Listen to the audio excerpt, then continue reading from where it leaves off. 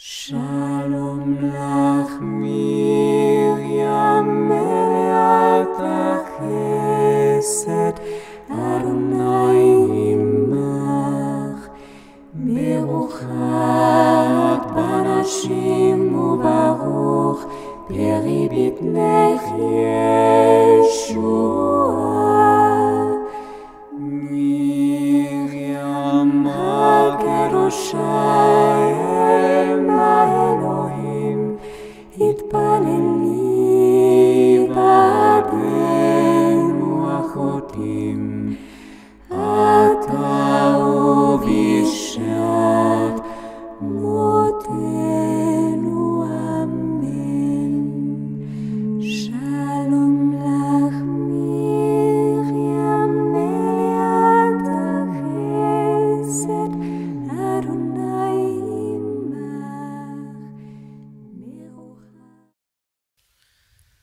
పిత పుత్ర పవిత్రాత్మ నామమున ఆమెన్. ప్రభువు మీతో ఉందురుగాక. క్రీస్తు ప్రభుని యందు ప్రియులగు సహోదరి సహోదరులారా, దేవుని బిడ్డలారా, కోడూరు మాత మహోత్సవానికి ఆధ్యాత్మికంగా సిద్ధపడుతున్నటువంటి ఈ నవ శనివారాంజలి కార్యక్రమంలో ఈరోజు 5వ శనివారపు వాక్కు పరిచర్యకు మీ అందరినీ ప్రభుయేసు నామములో ప్రేమతో ఆహ్వానిస్తూ ఉన్నాను. ఈనాటి 5వ శనివారపు ధ్యానాంశం దేవునికి ఇష్టమైన నైవేద్యం. దేవునికి ఇష్టమైన నైవేద్యము ఏది, ఎవరు అన్న ప్రశ్న మనం ధ్యానించుకోబోతూ ఉన్నాము. లూకా శుభవార్త 1వ అధ్యాయము 38వ వచనములో అంతట మరియమ్మ, ఇదిగో నేను ప్రభువు దాసురాలను, నీ మాట చెప్పున నాకు జరుగునుగాక అనెను. తన్ను తాను సంపూర్ణముగా సమర్పించుకున్న ఆ మరియ తల్లి దేవునికి అత్యంత ప్రీతికరమైన ఇష్టమైన నైవేద్యం. ముందుగా నైవేద్యం, ప్రసాదం, ఈ 2 పదాలు సాధారణంగా కన్ఫ్యూజ్ అవుతూ ఉంటాము. ఈ పదాలకు అర్థాన్ని నేను వివరిస్తూ ఉంటాను. నైవేద్యము అనగా దేవునికి అర్పించబడినటువంటిది, దేవునికి అర్పించబడిన వస్తువులు, దేవునికి అర్పించబడిన మనుష్యులు, దేవునికి అర్పించబడే ఏ పదార్థాన్నైనా నైవేద్యం అంటూ ఉంటాం. దేవుడి నుండి స్వీకరించిన దాన్ని ప్రసాదం అని పిలుస్తూ ఉంటాం. ఈ తేడా గమనించండి. దేవునికి సంపూర్ణముగా అర్పించబడేది నైవేద్యం, దేవుడి నుండి పొందుకున్న దాన్ని, దేవుడి నుండి స్వీకరించిన దాన్ని ప్రసాదం అని పిలుస్తూ ఉంటాము. దేవునికి ఇష్టమైన నైవేద్యం తండ్రి, కుమార, పరిశుద్ధాత్మలకు అత్యంత ప్రీతికరమైనటువంటి నైవేద్యం తల్లి మరియా. తండ్రి దేవునికి ప్రియమైన కుమార్తెగా, పుత్రదేవునికి ప్రియమైన తల్లిగా, పరిశుద్ధాత్మ సర్వేశ్వరునికి ప్రియురాలుగా ఎన్నిక చేసుకోబడినటువంటి మరియ తల్లి దేవునికి ఇష్టమైనటువంటి నైవేద్యం అని చెబుతూ, దేవునికి ఇష్టమైన నైవేద్యం మరియ తల్లే. వాక్యాన్ని ఆలకిస్తూ ధ్యానిస్తూ ఆ తల్లిని అమ్మా అని మమకారంగా పిలుస్తున్న మీరు నేను దేవునికి ఇష్టమైన నైవేద్యంగా మారాలి అని అంశముతో ఈ ధ్యానాంశం లోతుకి మరింత వెళ్దాం. లోకములో చాలా మతాలు ఉన్నాయి. ప్రజలు వారి వారి ఇష్ట దైవాలను ఆరాధిస్తూ ఉంటారు. వారి ఇష్ట దైవాలకు ఏ నైవేద్యమైతే ఇష్టమో, పలానా మా దేవుడికి ఈ నైవేద్యమైతే ఇష్టం అని వారు నమ్మి వారి ఇష్ట దైవాలకు ఇష్టమైనటువంటి నైవేద్యాలను అర్పిస్తూ ఉంటారు. కొంతమంది వారి దేవుళ్లకు అరటిపళ్ళు నైవేద్యాలుగా సమర్పిస్తారు. మరికొంతమంది వారి దేవుళ్లకు పాయాసాన్ని నైవేద్యంగా సమర్పిస్తారు. ఇంకొంతమంది వారి ఇష్ట దైవాలకు లడ్లు మొదలగు తీపి పదార్థాలను నైవేద్యాలుగా సమర్పిస్తారు. వారి మత సిద్ధాంతాలు, వారి ఇష్టాలు వారివి. ప్రతి మత సిద్ధాంతాన్ని మనం గౌరవించాలి. వారే అసలైన క్రైస్తవులు. అయితే వారి మాట అటుంచితే మనం ఆరాధిస్తున్న దేవుడికి అత్యంత ఇష్టమైన నైవేద్యము ఏది? పళ్ళు పలహారాల, తీపి పదార్థాల? దేవుడికి ఇష్టమైన నైవేద్యం వస్త్రాల, లేకపోతే అలంకారాల, ధనమో ధాన్యమో, ఏది దేవుడికి ఇష్టమైనటువంటి నైవేద్యం అని మనం ధ్యానం చేసుకుందాం. సాధారణంగా మనము ఎవరినైతే ఇష్టపడతామో వారికి ఇష్టమైనది వండి పెట్టాలని మనం అనుకుంటాం. మనం ఎవరినైనా ఇష్టపడితే వారిని మన ఇంటికి ఆహ్వానించినప్పుడు ఏదో మనకు నచ్చింది తోచింది వండి పెట్టాలని మనం అనుకోము. వారికి ఏది ఇష్టమో వారి ఇష్టాలు ఏంటో కనుక్కొని అవి వండి పెడదామని మనం అనుకుంటాం. సాధారణంగా మాలాంటి గురువుల్ని చాలామంది గృహాలకు ఆహ్వానించి భోజనం పెడుతూ ఉంటారు. అప్పుడప్పుడు భోజనానికి ఆహ్వానించేటప్పుడు, ఫాదర్ అండి మీకు ఏది ఇష్టం అని డైరెక్ట్గా మమ్మల్ని అడగకపోయినా మాకు అత్యంత సన్నిహితంగా ఉండే మా పక్క వాళ్ళ నుండి కొన్ని విషయాలు సేకరిస్తూ ఉంటారు. ఫాదర్ గారికి ఏమిష్టం, ఏ కూర అయితే ఇష్టం, ఏదైతే ఇష్టంగా తింటారు అని కనుక్కొని ఫాదర్లకు ఇష్టమైన పదార్థాలు వండి పెడుతూ ఉంటారు. అలా ఒకసారి నేను ఒక ఇంటికి వెళ్ళాను. ఇంటికి వెళ్ళినప్పుడు వారికి తోచినటువంటి వారి స్తోమతకు మించి ఎన్నెన్నో పదార్థాలు వారు వండి పెట్టారు. గారెలు, బూరెలు, సేమియాలు, రకరకాల పదార్థాలన్నీ కూడా వడ్డించిన ప్రతిసారి ఫాదర్ అండి ఇది ఎలా ఉంది, ఇది నేనే చేశాను, ఎలా ఉందని అడిగేవారు. ఇంకొకడు వడ్డిస్తూ ఇది నేనే చేశాను, ఇది ఎలా ఉంది అని అడిగేవారు. కొన్నిసార్లు అది మాంసం కూరో తెలిసేది కాదు, ఉప్పు కూరో తెలిసేది కాదు, అయినా సైలెంట్గా తినేసేవాళ్ళం. ఇంకొన్నిసార్లు అది మాంసం కూరో లేకపోతే నూనె కూర తెలిసేది కాదు, అంత ఎక్కువ నూనె, అంటే అంత మమకారంతో ఉండేవాళ్ళు. ఇట్లా ఎవరికి ఏది ఇష్టమో అది వండి పెడుతూ ఉంటారు. ఇది నేనే చేశానండి, ఇది ఎలా ఉంది, ఇది ఎలా ఉంది అంటే సరే అన్నీ బాగానే ఉన్నాయమ్మా. భోజనం అంతా అయిపోయిన తర్వాత అన్నిట్లో కల్లా ఏది బాగుంది ఫాదర్ అని అడిగారు వాళ్ళు. నేనన్నాను అన్నీ బాగానే ఉన్నాయమ్మా, అన్నిటికంటే పెరుగు మాత్రం చాలా బాగుంది. ఈ పల్లెటూరులో పెరుగు చాలా గడ్డ పెరుగు, చాలా మధురంగా రుచిగా ఉందంటే ఒక అమాయకురాలు అన్నది ఈ పెరుగు నేనే చేశానండి అన్నది. ఇట్లా పాపం ప్రేమ కొలిది, మమకారం కొలిది వారికి ఇష్టమైన పదార్థాలు వండి పెట్టాలి అని ప్రతి ఒక్కరూ అనుకుంటారు. ప్రియులారా, మనుషుల మాటే ఇలా ఉంటే మనము అత్యంత ప్రేమగా ఇష్టపడే మన దేవునికి ఏదంటే ఇష్టం? వాక్యం ఆధారంగా తెలుసుకుందాం. హెబ్రీయులకు వ్రాయబడిన లేఖ 10వ అధ్యాయము 6 నుండి 8 వచనాలు. దహన బలులకును పాప పరిహారార్థమైన అర్పణలకును నీవు ఇష్టపడలేదు. అప్పుడు నేను ఇట్లంటిని, నన్ను గూర్చి శాసన గ్రంథమందు వ్రాయబడినట్లుగా, ఇదిగో ఓ దేవా, నీ చిత్తమును నెరవేర్చుటకు నేను ఇట వచ్చి ఉన్నాను. ఆయన మొదట ఇట్లు చెప్పెను, బలులను, అర్పణలను, దహన బలులను, పాప పరిహారార్థమైన అర్పణలను నీవు కోరలేదు, నీవు వానితో తృప్తి చెందలేదు. ఈ బలుల సమర్పణమంతయు చట్ట ప్రకారమే జరిగినను ఆయన ఇట్లనెను. ప్రియులారా, హెబ్రీయులకు వ్రాయబడిన లేఖ ప్రకారంగా దేవుడికి ఇష్టమైన నైవేద్యములు హోమముల, బలుల, అర్పణల, నైవేద్యాల. దేవుడికి ఇష్టమైనవి ఇవి ఏమీయూ కావు. దేవుడికి ఇష్టమైనవి మనం ఆయనకు నైవేద్యంగా పెట్టే ఆహార పదార్థాలు కావు.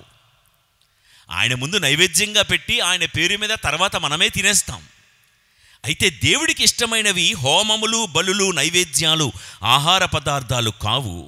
మరి ఆయనకి ఇష్టమైన నైవేద్యము ఏది అంటే, మన ప్రాణాత్మ శరీరాలు అనుదినము ఆయన బలిపీఠం మీద హారతి అవ్వడమే ఆయనకు అత్యంత ప్రీతికరమైన ఇష్టమైనటువంటి నైవేద్యము. దేవుని బలిపీఠం మీద మన ప్రాణాత్మ శరీరాలు యాగం అవ్వడం అంటే మనము అమ్మ మరియ తల్లిలాగా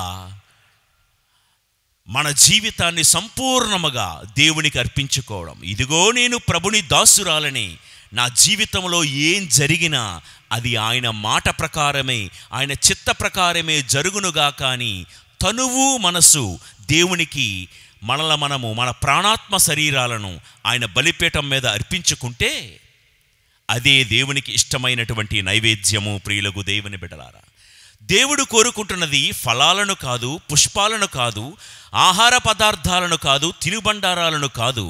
దేవుడు నిన్నే కోరుకుంటున్నాడు. దేవుడు మనల్నే కోరుకుంటున్నాడు, మనల్నే ఇష్టపడుతున్నాడు. అందుకే కీర్తనల గ్రంథం 40వ కీర్తన 6 నుండి 8 వచనాలు కూడా ఒకసారి చదువుకుందాం. నీవు బలిని సమర్పణమును కోరలేదు, దహన బలిని పాప పరిహార బలిని అభిలషింపలేదు. కానీ నీ మాటలు ఆలకించుటకు నాకు చెవులొసగితివి. అప్పుడంటిని, లేఖనములలో నన్ను గురించి వ్రాయబడినట్లు ఇదిగో నేను వచ్చి ఉన్నాను. నీ చిత్తమును పాటించుటయే నాకు పరమానందము. నీ ధర్మశాస్త్రము నా ఎదలో పదిలముగా నిలిచి ఉన్నది. ప్రియులారా, దేవుడికి సంపూర్ణమైన నైవేద్యంగా మారాలంటే గుర్తుపెట్టుకోండి, పాత నిబంధన గ్రంథములో బలిపీఠం మీద నిత్యము దహన బలి మండుతూ ఉండేది, కాలుతూ ఉండేది.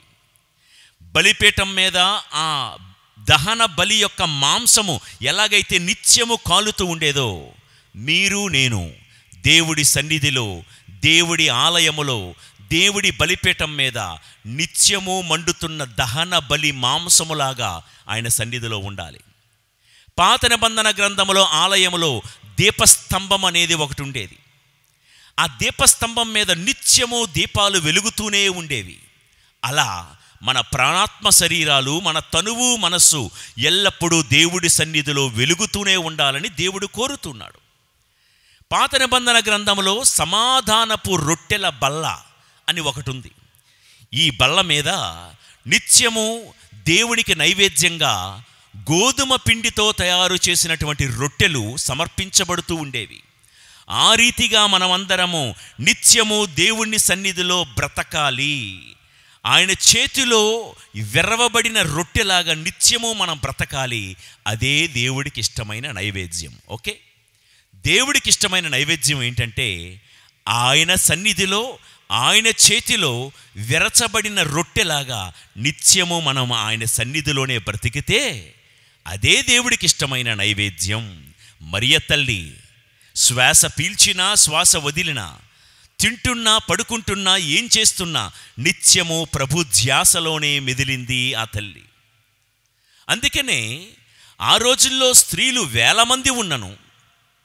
పరమగీతాల గ్రంథంలో చదువుకుంటాము కదా, 60 మంది రాణులున్నను, 80 మంది ఉపపత్నులున్నను, యువతులు అసంఖ్యాకముగా ఉన్నను, నా పావురము ఒకే ఒక్కతి, నిష్కలంక సుందరి ఆమె అని సొలొమోను షూలమ్మతి అనే ఆ స్త్రీని ఎన్నుకున్నట్లుగా పరలోక దేవుడు ఆ మరియ తల్లి జీవించినన్ని కాలములో మెస్సయా పుట్టడానికి వేల లక్షలలో స్త్రీలు ఉన్నా మరియ తల్లిని మాత్రమే తన నైవేద్యముగా ఎందుకు ఎన్నుకున్నాడు?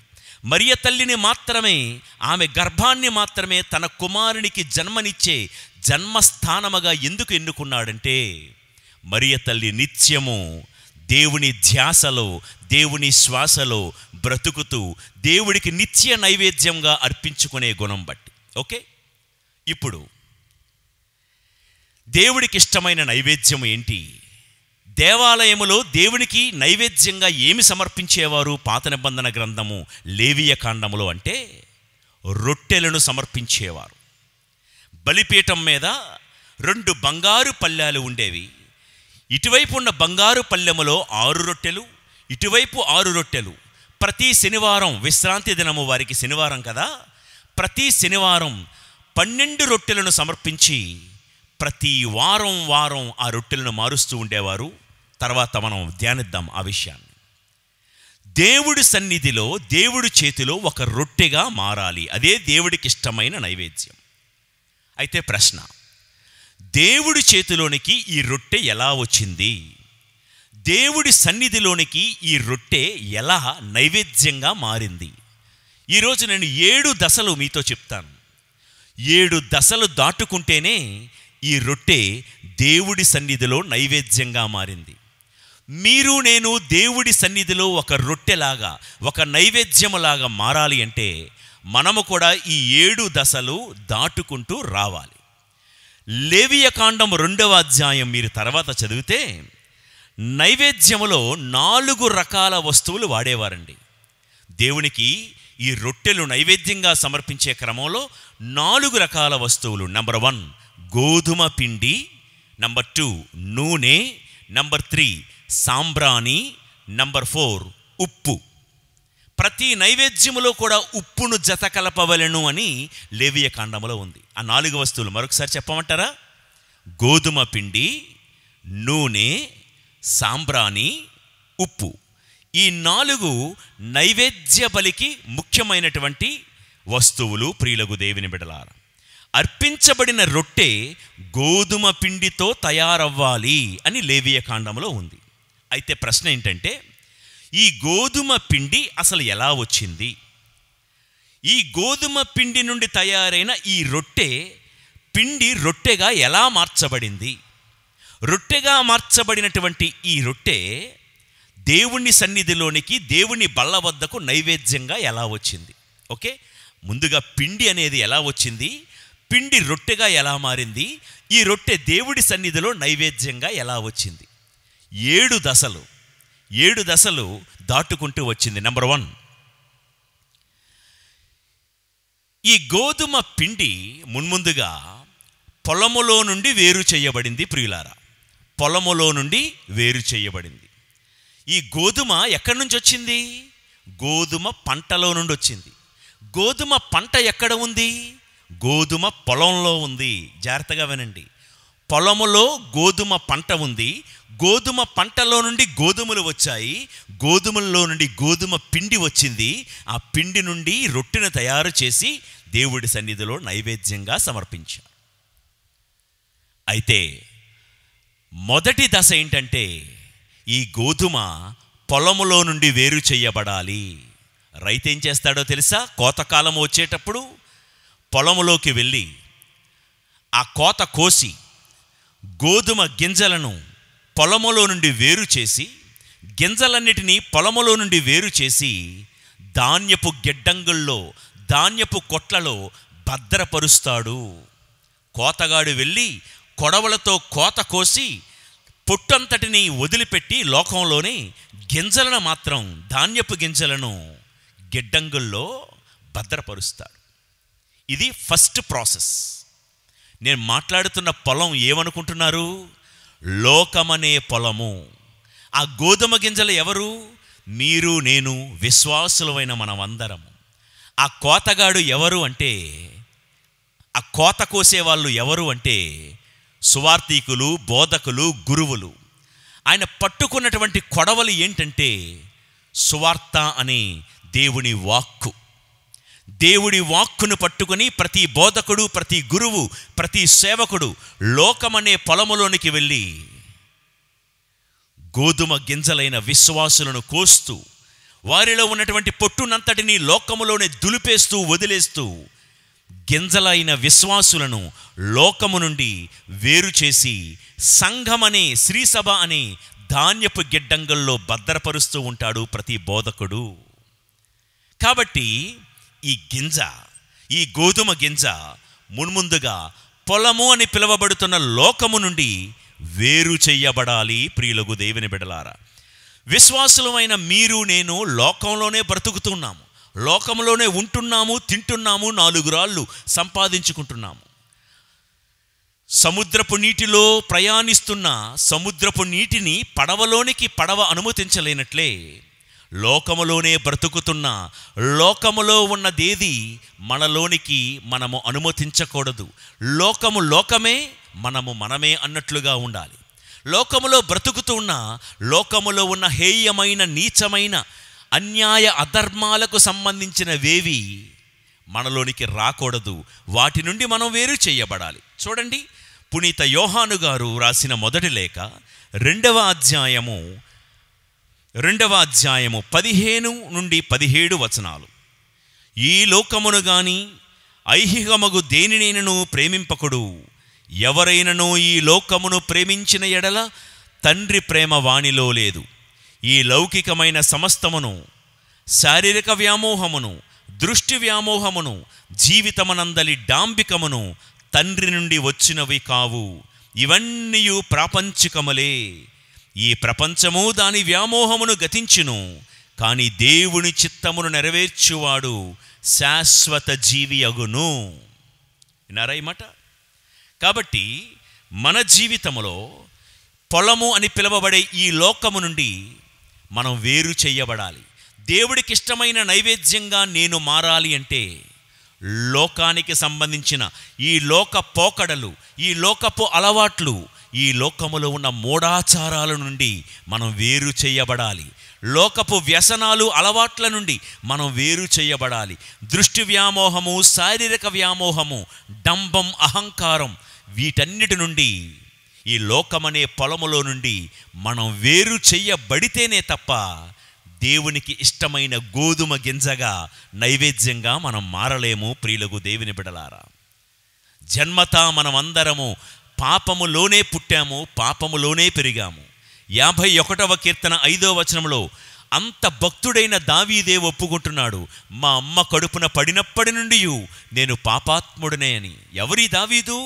రోజుకు 10 సార్లు దేవుడి సన్నిధిలో నిత్యము ప్రార్థనలో ఉన్న దావీదే నేను పాపాత్ముణ్ణి అని ఒప్పుకుంటే మీ మాటేంటి, నా మాటేంటి? ప్రియులకు దేవుని బిడ్డలారా, లోకపు అలవాట్లలోనే మనం పుట్టి పెరిగాము. మన చుట్టూ ఉన్నటువంటి మనుషులు పాపానికి ప్రేరేపించేవాళ్ళు, పురుకెళ్ళిపోయేవాళ్ళు, అలాంటి జనాల మధ్య మనం బ్రతుకుతున్నా దేవుడికి ఇష్టమైన నైవేద్యంగా నేను మారాలి అంటే అమ్మ మరియ తల్లి నజరేతు లాంటి ఊరిలో పెరిగిన, మనం వింటాం బైబిల్లో, నజరేతు నుండి మంచి ఏదైనా రాగలదా? అలాంటి బ్యాడ్ నేమ్ ఉంది ఆ నజరేతు అనే ఊరికి. అలాంటి బురద లాంటి ఊరిలో మరియ తల్లి పుట్టి పెరిగిన ఏ లోక మాలిన్యము తనను అంటనివ్వలేదు, సోకనివ్వలేదు. పొలము అని పిలువబడే లోకములో ఉన్న పాపము నుండి మరియ తల్లి వేరు చేయబడింది. జన్మ పాప రహితోద్భవిగా ఉంది కాబట్టే ఆమె దేవునికి ఇష్టమైన నైవేద్యముగా మారింది. ప్రియులారా, మనము కూడా పాపరహితులముగా మనము మారాలి. పాపము నుండి వేరు చేయబడిన వాళ్ళముగా మనం మారితేనే మనము దేవునికి ఇష్టమైన నైవేద్యముగా మారగలం. అయితే పాపములోనే పుట్టాము, పాపములోనే పెరుగుతున్నాము. ఇలాంటి స్థితిలో ఉన్న మనల్ని ఈ లోకమనే పొలము నుండి వేరు చేసేది ఎవరయ్యా అంటే సువార్థికుడు, బోధకుడు. అందుకే ప్రియులారా, ఈ వాక్కు పరిచర్య, ఈ యూట్యూబ్ మాధ్యమం ద్వారా ఎందుకు ఈ వాక్కు పరిచర్య అంటే, మీరు ఏ ప్రాంతంలో ఉన్నా ఈ వాక్కు వింటూ ఉండగా ఈ వాక్కు అనే కొడవలి మిమ్మల్ని, నన్ను పొలము అని పిలువబడే ఈ లోకములో నుండి వేరు చేయాలి. సువార్థికులు, నాలాంటి సేవకులు, బోధకులు ఏం చేస్తున్నారంటే వాక్కు పరిచర్య ద్వారా, వాక్కు పరిచర్య అనే కొడవలి ద్వారా లోకము నుండి మనల్ని వేరు చేసే ప్రయత్నం చేస్తూ ఉన్నారు. కాబట్టి మీరైనా నేనైనా దేవునికి ఇష్టమైన నైవేద్యంగా మారాలి అంటే పాపము నుండి వేరుపరచబడాలి. పాపం అనే లోకంలోనే బ్రతుకుతూ, పాపపు మాటలే మాట్లాడుతూ, పాపపు అలవాట్లతోనే జీవిస్తూ, రోజు దేవాలయానికి వచ్చి వాక్కు విని, ఆరాధన దివ్య బలి పూజలో పాలు పంచుకొని, దేవాలయానికి కానుకలిచ్చి దివ్య ప్రసాదాన్ని స్వీకరించి వెళ్ళిపోతే దేవుడికి ఇష్టమైన నైవేద్యంగా మనం ఎలా మారగలం? ప్రియులారా, మనము చేస్తున్న అన్ని మంచి పనులు మంచివే, కానీ మనం చేయాల్సిన ముఖ్యమైన విషయం ఏంటంటే పొలము అని పిలువబడే లోకపు అలవాట్ల నుండి, లోకములో ఉన్న పాపము నుండి, లోకములో ఉన్న అపవిత్రత నుండి మనం వేరు చేయబడితేనే దేవునికి నైవేద్యంగా మనం మారుతాము. పాత నిబంధన గ్రంథంలో ఇజ్రాయేలు ప్రజలుకి దేవుడు వాగ్దానం ఇచ్చాడు. ఏమని? మీకు పాలు తేనెలు జాలువారే కనాను భూమికి నడిపిస్తాను అని. కానీ 430 సంవత్సరాల పాటు వారు ఐగుప్తులోనే ఉన్నారు. మీరు నాకు చెప్పండి, ఐగుప్తులో ఉన్నప్పుడే కనాను భూమిని చేరారా? ఐగుప్తును విడిచిపెట్టిన తర్వాత కనాను భూమిని చేరారా? కనాను భూమిని చేరాలి అంటే పాపమనే ఐగుప్తు లాంటి పొలాన్ని ఇజ్రాయేలు ప్రజలు విడిచిపెడితేనే తప్ప కనాను భూమికి చేరలేకపోయారు. మొన్నటికి మనం ముగించుకున్న యాత్ర అనే ఎపిసోడ్లో 3వ రోజు మనం ధ్యానం చేసుకున్నాం. ఇది విడిచిపెడితేనే తప్ప ఐగుప్తును విడిచిపెట్టాల్సిందే అని విన్నాం మనం. కాబట్టి ప్రియులారా, ఇజ్రాయేలు ప్రజలు ఐగుప్తు లాంటి పొలాన్ని విడిచిపెట్టారు కాబట్టే కనాను భూమికి చేరుకున్నారు. మనము కూడా లోకములో ఉన్నటువంటి హేయమైన వాటికి దూరముగా ఉంటేనే దేవుడికి నైవేద్యంగా మారగలం. లోక వ్యవహారాలు, లోకాన్ని విడిచిపెట్టడం అంటే లోకములో ఉన్న వ్యవహారాలు, లోకములో ఉన్న మూఢాచారాలు, లోకములో ఉన్న పద్ధతులు, లోకములో ఉన్న అలవాట్లు, లోక సంస్కారాలు మనం వదిలిపెడితేనే, వీటన్నిటి నుండి మనం విడిపించబడితేనే దేవునికి ఇష్టమైన నైవేద్యంగా మారగలం. మత్తయి సువార్త 5వ అధ్యాయం 13వ వచనంలో ప్రభువు ఏమన్నారంటే, మీరు భూమికి ఉప్పు వలె ఉన్నారు. ఏంటి మాట? మీరు భూమికి ఉప్పు వలె ఉన్నారు. చిన్నప్పుడు వీధుల్లో ఉప్పు ఉప్పు అని అమ్ముకునేటప్పుడు అనుకునేవాడిని, బెండకాయలు, వంకాయలు, దొండకాయల్లాగే ఈ ఉప్పు కూడా ఏదో ఒక చెట్టుకో మొక్కకో పూస్తుందేమో అని అనుకునేవాళ్ళం బుర్రలేని ఈ రోజుల్లో. ప్రియులారా, మీరు భూమికి ఉప్పై ఉన్నారు. ఉప్పు ఎలా ఏర్పడుతుంది? సముద్రపు నీటి నుండి కొంత నీటిని వేరు చేసి మడులు మడులుగా కడితే అలా ఉప్పు ఏర్పడుతుంది. సముద్రపు నీటి నుండి వేరు చేయబడితేనే తప్ప ఉప్పు ఏర్పడదు కదా. ప్రభు అదే అంటున్నారు, మీరు భూమికి ఉప్పు వలె ఉన్నారు అంటే లోకమనే ఈ సముద్రము నుండి మనం వేరు చేయబడాలి. అప్పుడే మనం ఉప్పుగా మారగలము. ప్రియులకు దేవుని బిడ్డలారా, సో దేవునికి ఇష్టమైన నైవేద్యంగా మారాలంటే లోకము నుండి వేరు చేయబడాలి. ఈ రోజుల్లో అంతా రివర్స్ అయిపోతుంది. ఏంటో తెలుసా? సంఘములో నుండి వేరు అయిపోయి చాలామంది లోకంలోకి వెళ్ళిపోతున్నారు. సంఘపుట అలవాట్లు మాని లోకపుట అలవాట్లు నేర్చుకుంటున్నారు.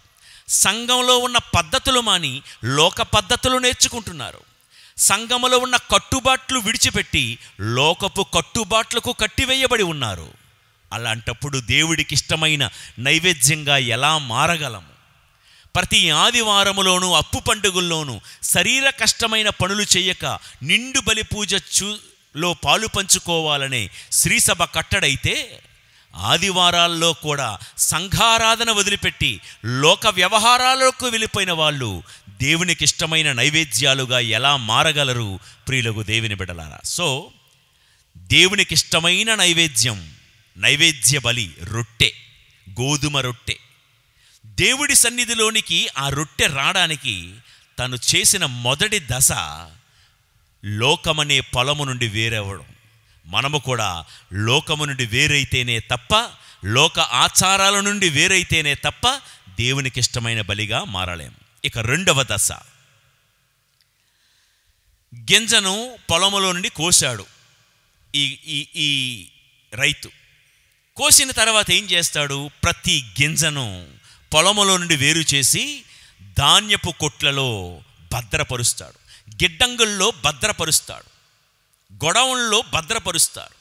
కోసిన గింజను అక్కడే పొలములో వదిలేయడు. ప్రియులకు దేవుని బిడ్డలారా, లోకము నుండి వేరైన తర్వాత ప్రతి విశ్వాసి ఏం చేయాలో తెలుసా? ధాన్యపు కొట్లు, ధాన్యాగారాలు అని పిలువబడే సంఘము, శ్రీసభ అనే సంఘములోనికి మనమందరము కూడా చేర్చబడాలి. లోకము నుండి వేరైన తర్వాత నాకు నేనుగా వేరుగా ఉంటాను అనుకోకూడదు.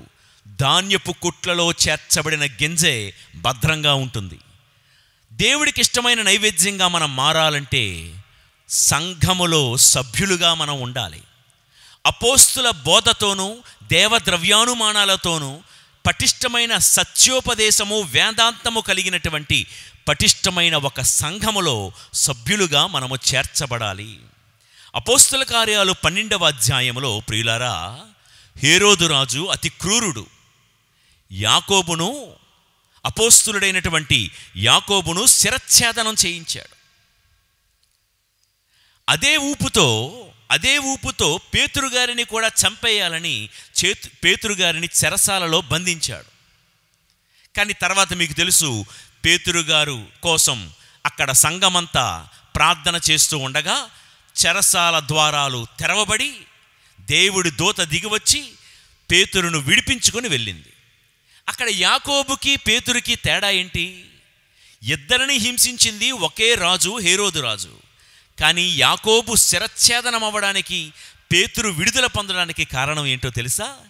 యాకోబుకి ప్రార్థించే సంఘం లేదు, కానీ పేతురుకి ఒక సంఘం, విశ్వాసుల సంఘం ప్రార్థన చేస్తూ ఉంది. ప్రియులకు దేవుని బిడలారా, పేతురులాగా ప్రతి గింజకు, ప్రతి విశ్వాసికి తన కోసం ప్రార్థించే ఒక సంఘం ఉండి తీరాలి. తనను క్రమశిక్షణలో, ఒక పద్ధతిలో నడిపించే ఒక సంఘం ఉండాలి. ఒక సంఘ కాపరి ఉండాలి, ఒక గురువు ఉండాలి. క్రమబద్ధమైన అపోస్తుల బోధ కలిగినటువంటి ఒక సంఘం అనేది ఉండాలి. ప్రియులకు దేవుని బిడ్డలారా, పేతురు గారు అపోస్తుల కార్యాలు 2వ అధ్యాయము 41, 42 వచనాల్లో ఏం చేశారో ఒకసారి వింటాను, ఒకసారి చదువుతాను, వినండి. పేతురు ప్రబోధము విని విశ్వసించిన వారిలో అనేకులు జ్ఞానస్నానము పొందిరి.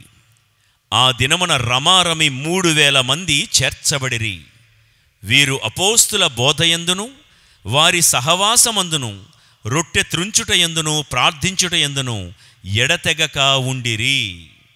విన్నారా ప్రియులారా? పేతురు గారు తన వాక్కు అనే కొడవలి తీసుకొని ఒక్కసారి ప్రసంగం చెప్పడం ప్రారంభించాడు, ఒక్కసారి కొయ్యడం ప్రారంభించాడు.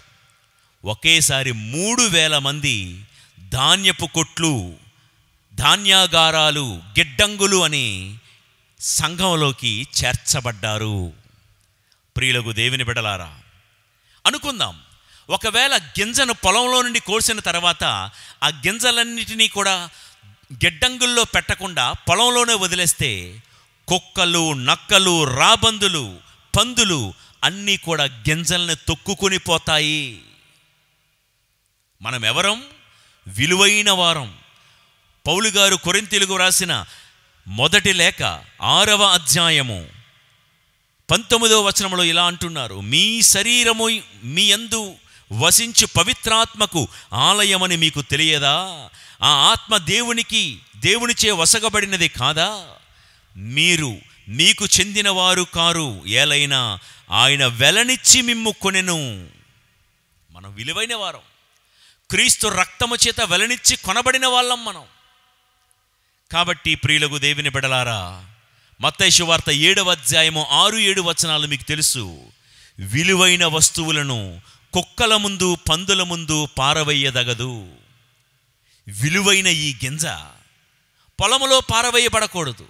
కుక్కల చేత, నక్కల చేత, పందుల చేత త్రొక్కివేయబడకుండా ఈ బోధకుడు, ఈ సేవకుడు ఏం చేస్తున్నాడంటే ఆ గింజలను కోసి సంఘమనే గిడ్డంగుల్లో భద్రపరుస్తూ ఉన్నాడు. మనం విలువైన వాళ్ళం ప్రియమైన దేవుని బిడలారా.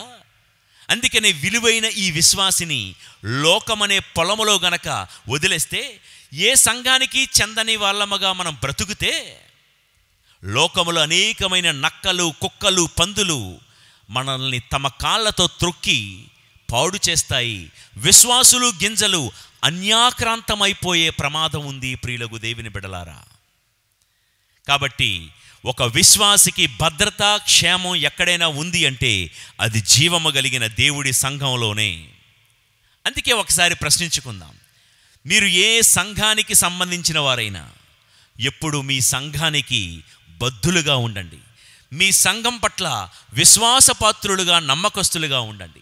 మీరు ఏ ప్యారిష్కి సంబంధించిన వాళ్ళైనా మీ ప్యారిష్కి ఎప్పుడు కూడా నమ్మక పాత్రంగా ఉండండి. చాలామంది ఉంటారు లోకంలో, కొన్ని కారణాల వలన, కొన్ని మనస్పర్ధల వలన ప్రతి వారం వారికి నచ్చిన చోటుకు వెళ్తూ ఉంటారు. వారికి ఇష్టమైన దేవాలయానికి వెళ్తూ ఉంటారు. ఒకరోజు అక్కడికి, ఇంకో రోజు ఇక్కడికి, ఇంకో ఆదివారం అక్కడికి, మరో ఆదివారం ఇక్కడికి. ఏమయ్యా, నీకంటూ ఒక సొంత విచారణ ప్యారిష్ ఉంది కదా, అక్కడికి ఎందుకు వెళ్ళవంటే ఇంకా రకరకాల కారణాలు చెప్తారు. అక్కడ సంఘస్థులంటే మాకు గిట్టదండి, అక్కడ నాకు అన్యాయం జరిగిందండి, అక్కడ ఫాదర్లు అలాంటి వాళ్ళండి, ఇలాంటి వాళ్ళండి, ఇక్కడ వాక్యం లేదండి అని. ప్రియులారా, అటువంటి సాకులు చెప్తే నీవెవరవో తెలుసా? పొలములో నుండి వేరు చేయబడ్డావు, కొయ్యబడ్డావు, కానీ సరైన ధాన్యపు గిడ్డంగుల్లో నువ్వు కోర్చబడకపోతే, అమర్చబడకపోతే నక్కలు, కుక్కలు, పందులు, రాబందులు పొంచి ఉన్నాయి, జాగ్రత్త సుమి. భక్తి కొలిది, డివోషన్ కొలిది ఏదైనా దేవాలయానికి వెళ్తే వెళ్ళచ్చు. ఉదాహరణకి మంగళవారం అక్కడ దగ్గరలోనే అంతోని వారి దేవాలయం ఉంది, వెళ్ళండి. పక్కనే బుధవారం జోజప్ప గారి దేవాలయం ఉంది, వెళ్ళండి. గురువారం అద్భుత శక్తి గల బాలయేసు దేవాలయం ఉంది, వెళ్ళండి. శుక్రవారం యేసు హృదయానికి సంబంధించిన దేవాలయం ఉంది, వెళ్ళండి. శనివారం మరియ తల్లికి సంబంధించిన పుణ్యక్షేత్రం ఏదో ఉంది, వెళ్ళండి. కానీ ఆదివారం మాత్రం ఎక్కడ కోయబడ్డావో, ఎక్కడ ధాన్యపు గిడ్డంగుల్లో ఏ సంఘములో నాటబడ్డావో, ఏ విచారంలో జ్ఞానస్నానం తీసుకున్నావో ఆ కాపరి వద్దకు వెళ్ళు. ఆదివారం మాత్రం ప్రతి ఒక్కరము వారికి సంబంధించిన విచారణలో మాత్రమే ఆరాధనలో పాలు పంచుకోవాలి.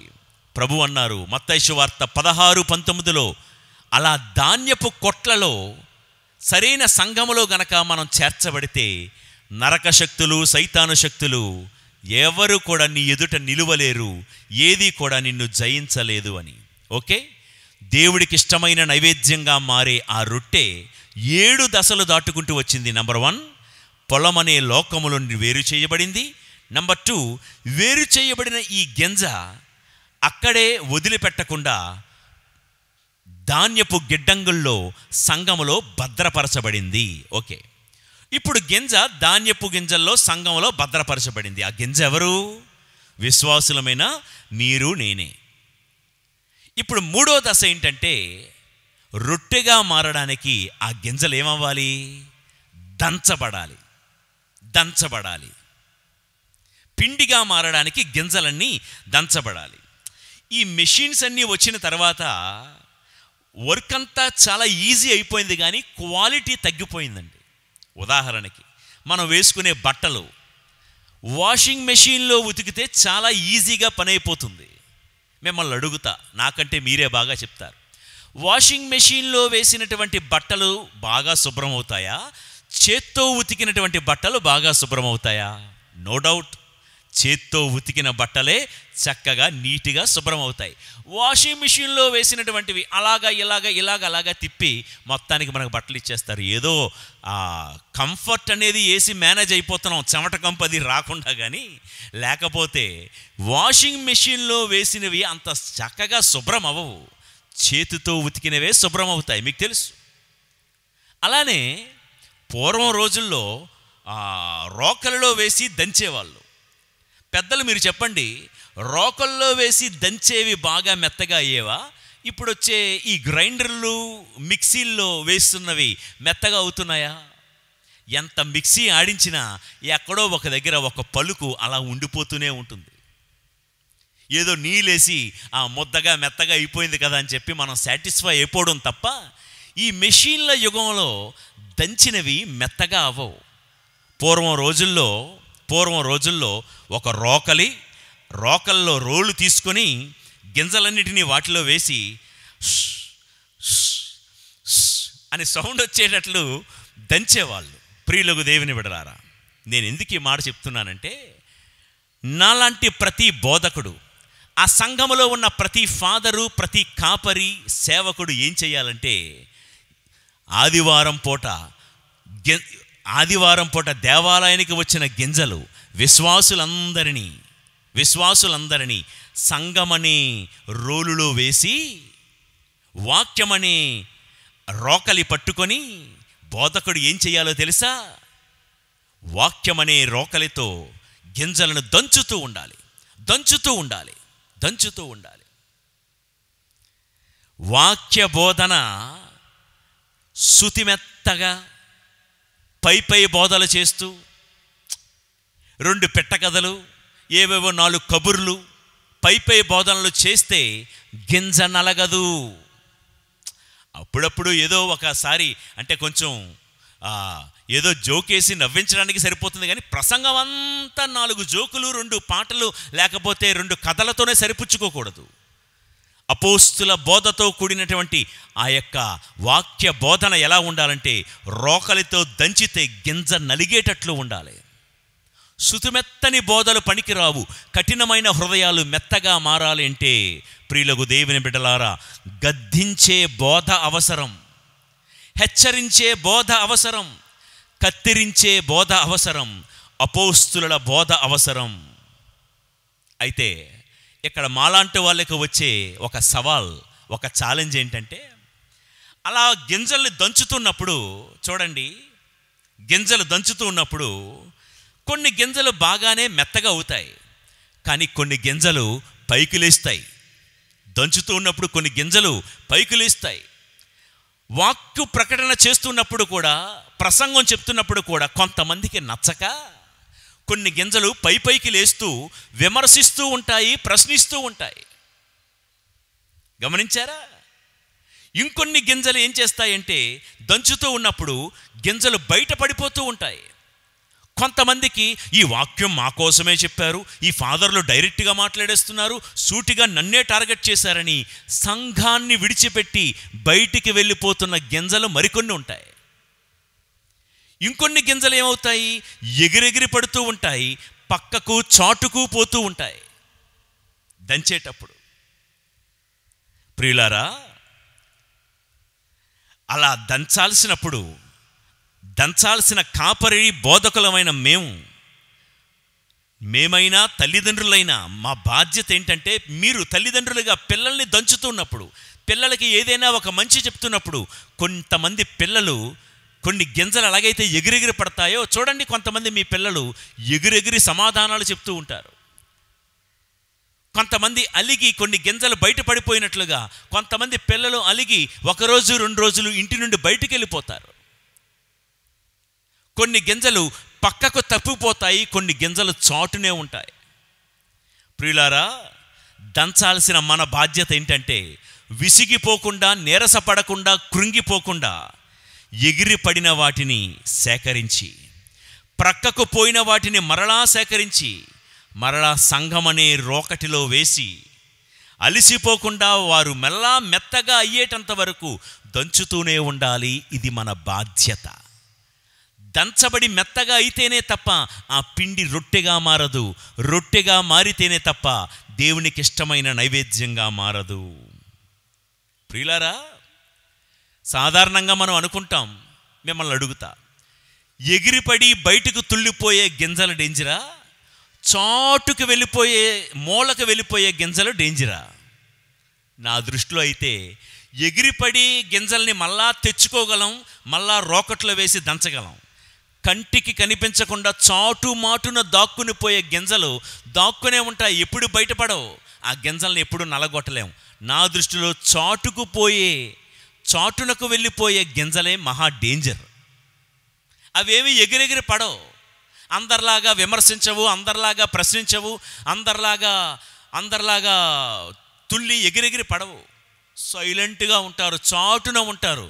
కానీ ఎక్కడ పెట్టాల్సిన పుల్లలో అక్కడ పెట్టేస్తూ ఉంటారు కొంతమంది సంఘస్థులు. ఎక్కడ ఏం చేయాల్సినవి అవి సైలెంట్గా చేసేస్తారు, కానీ బయటికి మాత్రం పప్పు శుద్ధల్లాగా ఉంటారు. బయటికి మాత్రం, నేను ఇలా అంటున్నానని వేరేలాగా అనుకోకండి, ఉన్నారు కొంతమంది అటువంటి వాళ్ళు, మీరు కూడా ఎరుగుదురు. ఆ జాబితాలో మీరు ఉండొచ్చు, నేను ఉండొచ్చు. చాటుకుపోయే కొన్ని గింజలు ఎగరవు, ప్రశ్నించవు, విమర్శించవు, ఏ విప్లవాలు ఉద్యమాలు సృష్టించవు, కానీ సైలెంట్గా ఉంటారు. ఆ గింజలు చాటుకుపోతే, చాటున మాటున ఉంటే, అంటే వస్తారు గుడికి, సైలెంట్గా వెళ్ళిపోతారు, ఇంకా ఏమీ ఉండదు. ఆ గింజల లోపల ఇంకా నలగకుండా అలాగే ఉండిపోతే అటువంటి గింజలు ఎప్పటికీ కూడా దేవుడికి నైవేద్యంగా మారలేవు. ప్రియులకు దేవుని బిడ్డలారా, నైవేద్యంగా మారాలి అంటే దంచబడ్డానికి ఆ గింజ తన్ను తాను అర్పించుకోవాలి యాజకుడికి.